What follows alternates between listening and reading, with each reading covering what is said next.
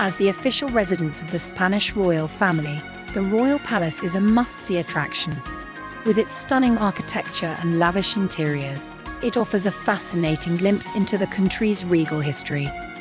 Art lovers will be in heaven at the Prado Museum, home to an extensive collection of European art from the 12th to the early 20th century. Retiro Park is an expansive green oasis in the heart of Madrid.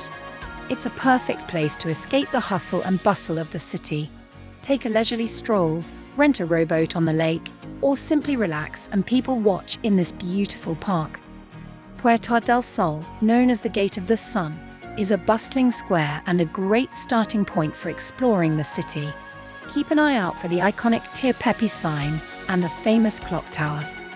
One of Madrid's most famous squares, Plaza Mayor is surrounded by stunning architecture and is a great spot to soak up the lively atmosphere.